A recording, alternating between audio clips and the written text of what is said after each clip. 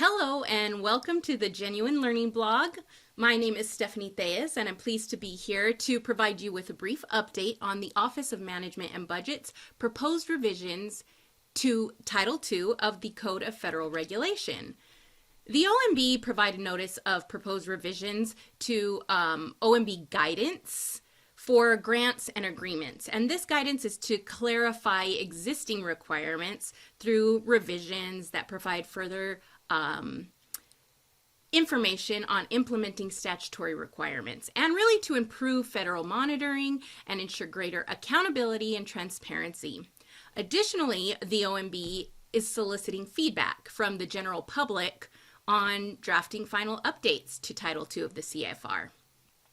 First up is the request for information. This is going to be found under the notices section of the Federal Register. It's volume 88, number 27. For further reference, and the request for information regarding the potential changes to Chapter 1 and 2 of 2 CFR, which really contain regulations on grants and other cooperative agreements with non-federal entities. The RFI is seeking input on ways to improve clarity, simplicity, effectiveness really of the regulations, while also reducing administrative burden for both federal agencies, but also for the grant recipients. And specifically here, the OMB is interested in comments that are related to the following areas. So general provisions and definitions, pre and post-award requirements, and other cost principles. So feedback from this RFI will be used to inform these potential revisions to the regulations, and please keep in mind that they will be publicly made available and they are subject to records requests, so all public information. Moving on, as far as what the feedback should look like and what the OMB is requesting is specifically it should support the OMB's goals. That is to revise guidance to both incorporate statutory requirements and administrative priorities, but also to revise guidance regarding agency and recipient burden and to basically reduce that burden as much as that's feasibly possible. Additional guidance is they're seeking feedback on how to clarify this guidance. So really looking at addressing specific sections that recipients or agencies have interpreted in different ways, and then also by rewriting applicable sections just in plain English, really to improve the flow of the guidance to make it easier to understand, easier to interpret, and they want to address any inconsistencies in the use of language or terms throughout the guidance. And the revision here will not represent a complete change or restructuring of the CFR. Rather, it's to maintain the same overall structure, including the section numbers, but just making it more clear for those who it impacts the most.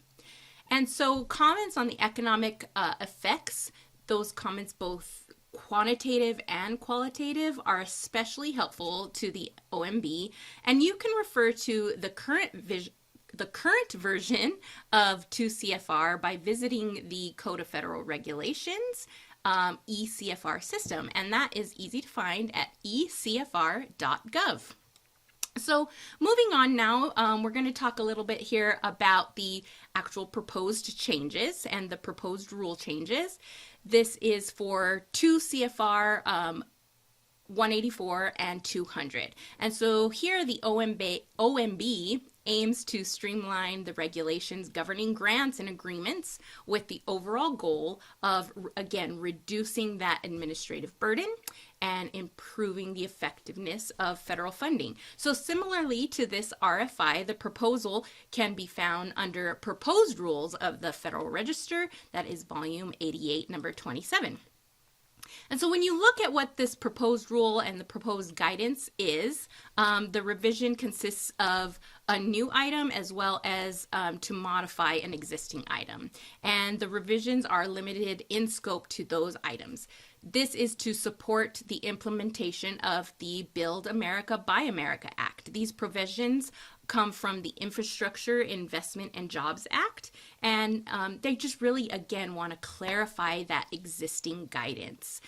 Just for reference, the Build America, Buy America Act, I'll refer to that as the act going forward, but in that it states none of the funds made available for federal financial assistance program for infrastructure may be obligated for a project unless all of the iron, steel, manufactured products, and construction materials used in the project are produced in the United States.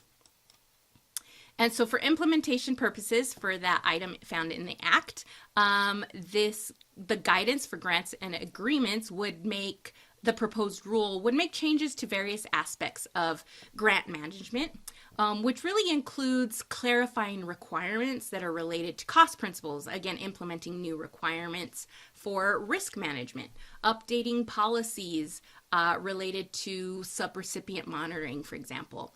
The rule also includes provisions related to indirect cost rates, property management, audit requirements. And so overall, this proposed rule is intended, again, to really simplify and improve grant management for both federal agencies and those grant recipients. And so the feedback specifically that the OMB is seeking through this RFI and through the proposed rule revisions is to harmonize, right? Harmonize the regulations of federal grants and agreements, improve efficiencies, allow for greater transparency, and create a more effective process for both grant recipients and federal agencies. The RFI seeks input on ways to improve clarity, simplicity, just again the effectiveness, while the proposed rule aims to streamline those regulations that govern the grants and the agreements. So that's it in a nutshell, really. You can find all the details on the RFI and the proposal in the Federal Register by visiting www.regulations.gov.